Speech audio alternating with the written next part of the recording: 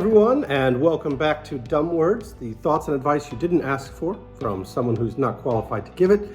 I am your host, Tyler Edwards, author of the Outlands trilogy and Shadows of the Dark Realm. And what I want to address today is a particularly odious subject, one that most, if not all, authors on some level and degree will struggle with, and that is imposter syndrome.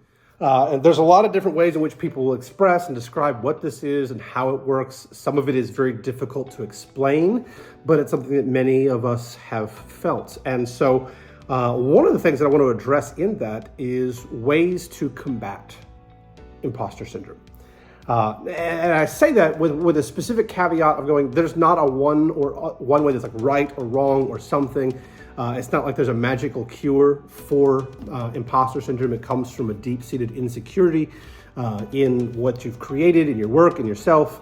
It's very difficult. It's very insidious, and it tends to ebb and flow like waves in the ocean. As there's times where you don't feel it as much, and then there's times where it's overwhelming you and crashing over you, and it feels like you're going to be consumed by it.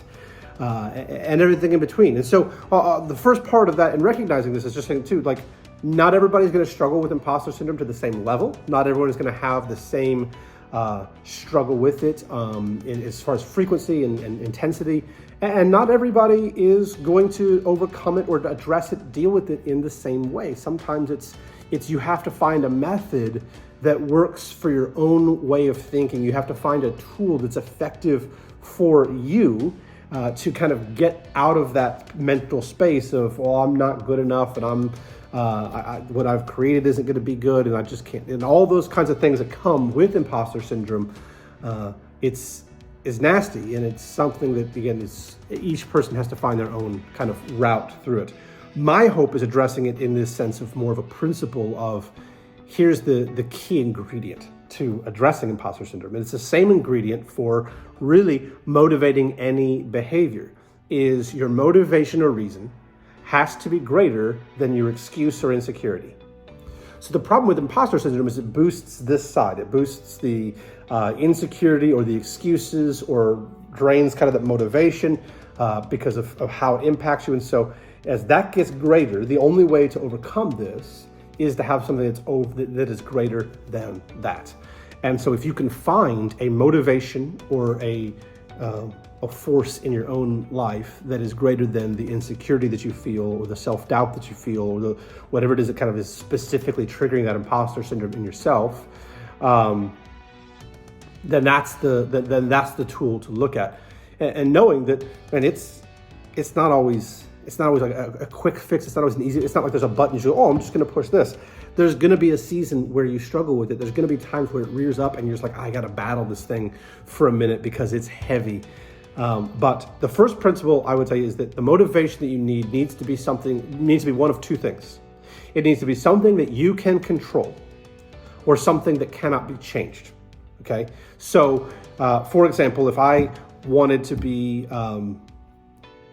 I wanted to look exactly like Chris Hemsworth. Well, that's not going to happen. There's a lot of factors for that, and there's nothing that I can do that would make that work, right? He's taller than I am as one of the most clear. Obviously, our faces are very similar, but apart from the clear facial resemblance that I share with him, the height thing is going to be a problem because I think he's like 6'2" or 6'3", and I'm 5'11" if I'm being really generous. So that factor, there's nothing I can do to just make myself, I can wear taller shoes so you don't notice it, but I can't make myself taller. So that's not a goal, that's not a motivator that's realistic. Now, if my goal was to build and to create a physique that looked like Chris Hemsworth, that's a very high goal, but it is something that I have an ability to control. It's something that I can actually work towards because I can follow a similar workout and dietary plan. I can train the same ways or train the same muscle groups to achieve a similar look or a similar aesthetic. But that's the key thing. If you're setting it, if what kind of fuels your feeling of success or confidence in yourself is something that you can't control, you're gonna have a really hard time beating that imposter syndrome, because the only way you can do it is if other people play perfectly into that need. For example, if what it takes for you to not feel like an imposter is you have to end up on a bestseller list, And believe me, there are people who are on bestseller lists, New York, USA Today, whatever ones, that still struggle with imposter syndrome. So it's not something that goes away. I mean, there's even an interview that George R. R. Martin did with Stephen King. He kind of even addressed his own feeling of that, playfully in a joke of like other times where you just kind of feel like, you made a mistake and you have no talent and you should have just been, you should have been a plumber, And so there's even two guys who are, top success, top tier, and both very gifted and talented writers. They still have both addressed that's a feeling that they have. So there's always going to be, it's not like something that just goes away, and it's not a thing that anybody's immune to. It's just some people learn how to combat it more effectively than others. And so I think the first part of that is having a goal that's yours, a motivation that is you can control, not something that's dependent on other people. Because if you've got to hit something on a list, if you have to sell a certain number of copies, if you have to get a certain rating on your book, then the only way for you to overcome the insecurity of the monster that is imposter syndrome is something that you can't control or regulate. And so you're going to live a lot as a slave to that feeling because you can't control or combat it by any of your own efforts. And so one of the things that I find personally to be the most effective is to have a motivation. So one of the primary reasons that I write is not to, I'm not looking, I don't expect that I'm going to be a bestseller. I don't expect to see a display at Barnes & Noble with all my books on it. Do I dream about that? Absolutely. But is that something I expect to happen in my life? No. But what I'm writing books for primarily as a motivation is I want to have something that is left behind for my son. My son's 5 years old. I have a character named after him in all of my books. And I want to have something that lives on past me, that when I'm gone, even if he doesn't care, it could be a huge waste of time, but he could have it. He could have a series of stories that I created that he can still keep hold of, something of me to carry on with him even after I'm gone. And maybe even he shares that with his kids. And that is something that can be a family story that gets passed down. Is that a cool dream? Yeah, absolutely. Is that a motivation I have? Absolutely. And it's something I can control because for me now, because I have a motivation I can control, part of what makes me feel successful is that I've achieved that goal. Well, the creation of the book checks that list. The writing of the story checks that list. It exists, and therefore I can leave it to him as a piece of me that will live on even if I'm gone or when I'm gone. He will always have that. And that is something that allows me to combat it because I'm not worried. I'm not worried about this because my motivation is to have something to leave behind for him. And that is greater than the insecurity of, well, am I writing it super well? I continue to strive to do that and to do that better, but I'm not worried about this because I'm too focused on this. My motivation of leaving something for him that he could enjoy, that he could be proud of, that he could have, whether or not he feels anything about that, whether or not he cares, whether he ever reads it or not. It's something that he can stick on a shelf and think of me if he ever wants to do that. And that motivation, that image, that possibility is greater in my heart than the insecurity I might feel from my writing. And that allows me, because my motivation is greater than the insecurity I have, to balance that out. Another factor that gives me a little bit of an edge is I'm very optimistic. I'm a hopeless optimist. And so every time I write a book, I'm like, oh, this book could, somebody could find it and it could turn into a movie series and all this stuff. And they could make a theme park. I always have that dream in my head. And that sort of relentless optimism helps me battle it a lot, but that's not something that everybody has. So, but finding things that you can be excited about, finding little things that fuel your tank can go a long way. But the third principle is recognizing that confidence in the creative world is a bit like a colander, filled with holes and it's leaking. And so if you don't have a regular and consistent means to be pouring that confidence in, it is really easy for that imposter syndrome and that insecurity to kind of take over and take control of how you feel about yourself because you don't have a lot of fuel in your confidence to battle it out. I mean, it's difficult. If you've got a strong, it's difficult to be confident and face imposter syndrome at the same time. It's not impossible, but the two do tend to naturally combat each other. So anytime you can boost your confidence, you will also typically reduce the impact of the imposter syndrome that you might feel.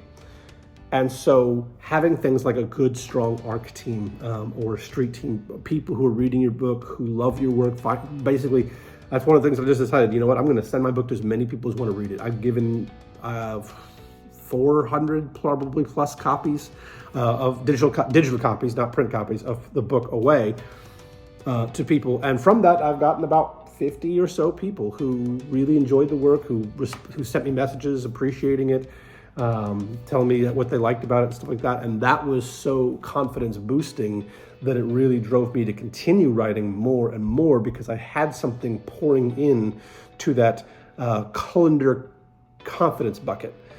So despite the fact that it has holes and it leaks, there was lots of different people pouring little bits in over time, and that kept the confidence up enough to where that struggle was reduced, especially during that season. And so if you can find ways, and it's usually just having a good team, having some people who can encourage you, who are in your corner, who can support you. I don't have that in my localized relationships very much. Like, it's not like I don't have like a lot of family and friends that are all like avid readers of my work, in people that I know in person. So I built that through different networks online, social media and things like that, in connecting to different reader pools. And so I have it that way, and that has been a really big, impactful thing. So maybe that's a tool that, as hard as frustrating as it is as a writer to stop writing, to engage and stuff like that, sometimes it's also not just a frustrating nuisance that you have to do.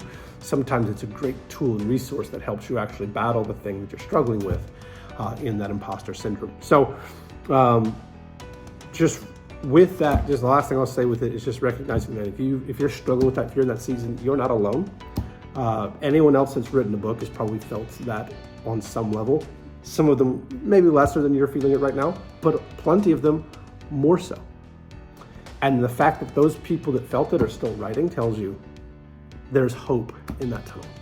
And if other people could keep going, if other people could push through it, if other people could overcome that imposter syndrome that they face, you can too, because you are not alone in it.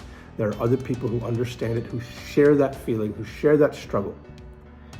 And even if that doesn't cure the struggle, it is always easier to carry a load if you're carrying it with someone else.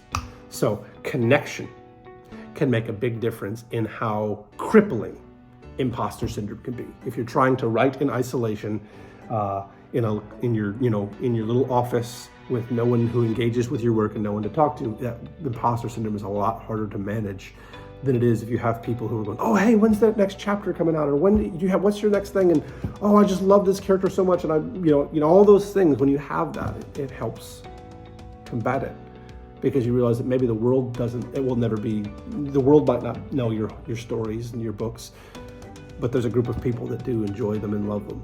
And that can mean a lot. So I hope that was helpful. That is all the dumb words I have for you today. See you next time.